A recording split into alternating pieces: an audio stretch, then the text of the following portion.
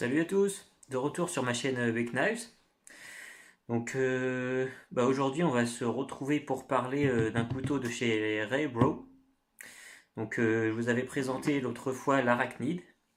Alors j'ai enfin un étui. Que du bonheur, hein. Je peux l'emmener partout avec moi, voilà. Étui de Philippe Gaillan. Voilà. J'ai mis un multiclip et on est parti. Voilà, l'arachnide. Tac. Ça raye pas la lame, c'est nickel. Donc euh, Aujourd'hui, on va tout bêtement parler de son petit frère. Voilà, l'arachnide Nano. Étui de chez Petac. Donc moi j'ai choisi carbone. Hein, ok. Donc j'ai mis, ah oui, petite précision, j'ai mis un soft loop ou un belt loop comme vous voulez. Je ne sais pas si les deux c'est tout à fait la même chose, mais peu importe, vous aurez compris ce que c'est. Normalement, il est livré avec une attache spéciale. Voilà. Donc, Moi, il n'y en avait plus quand je l'ai commandé, donc je vais la recevoir après. Mais si vous le commandez, normalement, il y a une attache spéciale avec. Voilà. Tac.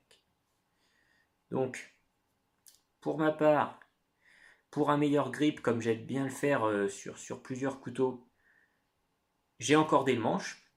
Sinon, j'avais commandé une version squelette. Voilà. Sinon, il fait aussi des versions encordées, alors de là à là. Voilà, ça ne sera pas encordé comme ça, d'accord. Ça, c'est moi qui l'ai fait. Voilà. Donc, on est sur une prise en main, ce qu'on peut dire trois doigts. Hein. Un dans l'anneau, un ici et le pouce. Voilà, hop. Donc on peut le prendre comme ça. On peut le prendre. Alors ici, le grip est intéressant, hein. Moi, j'ai mis de la corde, mais le grip d'origine, il y a un grip ici, là, comme là. Voilà. Je ne sais pas si on voit bien, mais ce qu'il y a ici, vous le retrouvez sur cette partie. Et donc, pour piquer, ça tient très bien. Hein. Voilà. Alors, comment dire? Habituellement, on dit que ceux qui ont des gros doigts auront du mal avec certains anneaux. Mais là, pour le coup, moi, vous voyez, mon doigt, il nage dedans. Et ici, forcément, après, c'est un couteau squelette, donc forcément, ça appuie ici. Donc, ça a tendance à bouger un petit peu. Donc, faut aussi faire attention avec les anneaux et avec ce genre de lame que si vous plantez dans quelque chose et que ça reste accroché, ici, là, en fait, sur le dessus, si vous arrivez à cette situation-là, ça peut vous arracher la peau, d'accord, du doigt. Et puis ça fait une blessure vraiment pas jolie du tout. Hein. Voilà.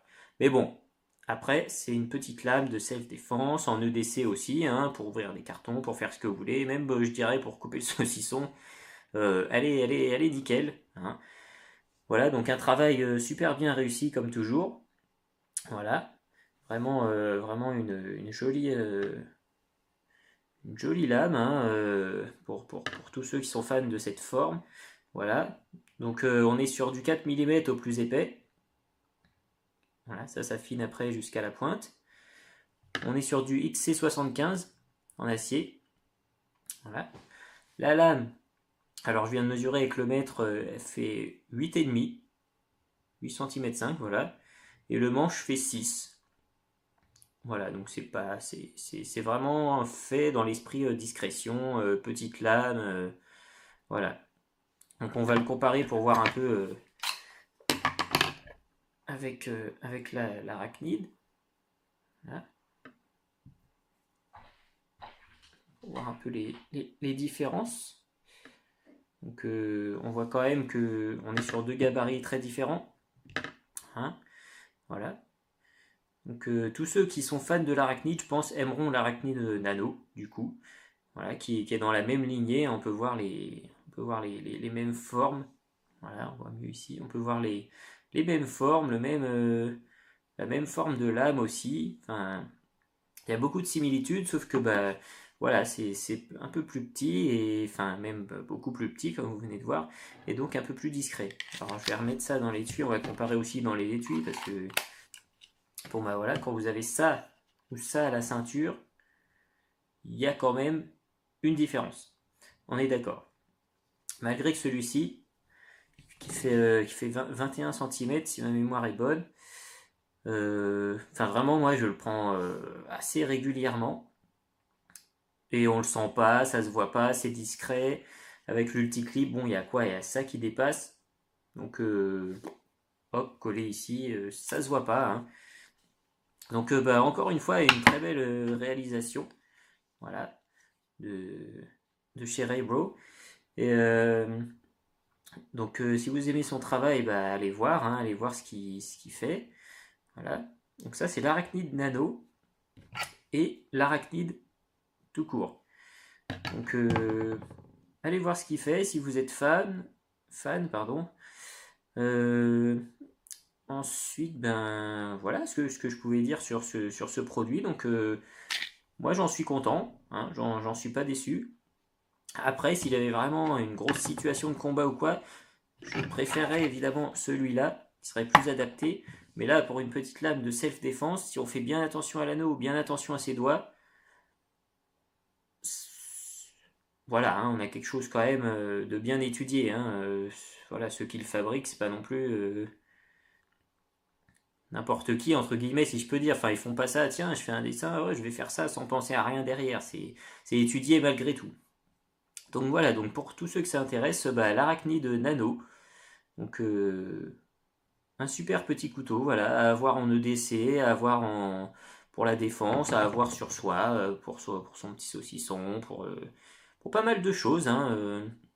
Donc évidemment, on a une finition à l'acide, encore une fois, comme sur l'autre.